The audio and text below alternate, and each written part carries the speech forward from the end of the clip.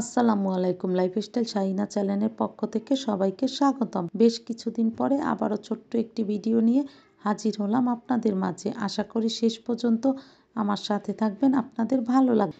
এখন কিন্তু ড্রাগন ফলের সিজন, প্রচুর পরিমাণে কিন্তু ড্রাগন ফল পাওয়া যাচ্ছে। পুষ্টিগুণে ভরপুর কিন্তু ড্রাগন ফল। আজকে আমি ড্রাগন ফলের শরবত বানিয়ে আপনাদেরকে দেখাবো। প্রথমে আমি একটি ড্রাগন ধুয়ে আগে থেকেই পরিষ্কার করে রেখেছি। এখন আমি ড্রাগন ফলটি ছোট ছোট টুকরো টুকরো করে কেটে নিব। আর কিভাবে কেটে নিচ্ছি এটা আপনারা দেখেই বুঝতে পারছেন আমি কিভাবে ড্রাগন ফলটা কেটে নিচ্ছি।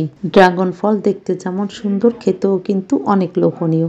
তো আমি ছোট ছোট টুকরো করে কেটে এখন একটা বাটিতে তুলে নিই। আর ড্রাগন ফলের শরবতটা আজকে কিন্তু আমি হাতে চটকে তারপরে বানাবো। করে রাখা ড্রাগনগুলো এখন আমি একটা বাটিতে তুলে নিচ্ছি। আর বাটিতে তুলে কিন্তু আমি এটা চটকে একেবারেই নরম করে ফেলবো।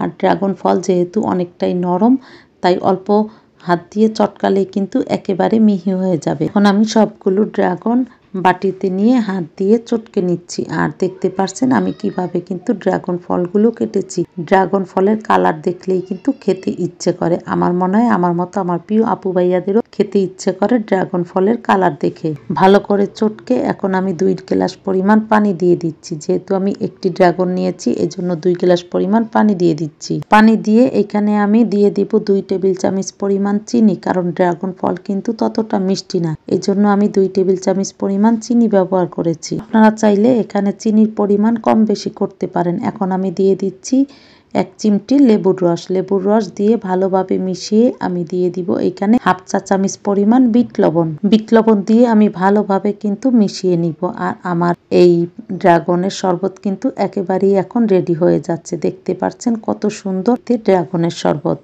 ড্রাগনের শরবত কিন্তু একেবারেই রেডি হয়ে গেছে। এখন আমি একটি কাচের জগ নিয়েছি আর জগের মধ্যে ড্রাগনের শরবতটা এখন আমি ঢেলে দিচ্ছি। বরাবরের মতো আবার একটু অনুরোধ করে নিচ্ছি, আমার ভিডিওটি যদি একটু ভালো লাগে তাহলে বেশি বেশি লাইক, কমেন্ট, শেয়ার করুন। আমার চ্যানেলটি সাবস্ক্রাইব করে আমার পাশে থাকুন। চাইলে ফেসবুকে আমার পেজটি ফলো দিতে পারেন। এখন আমি পরিবেশন করে আমার আপু ভাইয়াদেরকে একটু দেখাবো আমার ড্রাগনের শরবত কীরকম হয়েছে। আমার কাছে কিন্তু অনেক লোভনীয় লাগছে ড্রাগনের শরবতটা। আপনাদের কাছে কীরকম লাগছে অবশ্যই কমেন্ট করে জানাতে ভুলবেন না।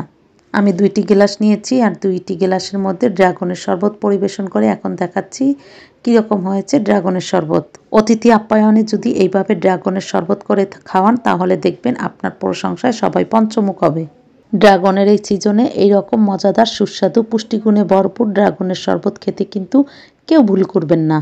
সব কিছুই কিন্তু পরিবেশনের উপর অনেকটাই সুন্দর করে। পরিবেশন যতটা সুন্দর হবে ততটাই কিন্তু খাবারের দেখতেও লোভনীয় হয়। ড্রাগনের শরবত খেতে খেতে আজ এখানে বিদায় নিচ্ছি। আমার ভুল ত্রুটিগুলো ক্ষমা সুন্দর দৃষ্টিতে দেখবেন। সবাই ভালো থাকবেন।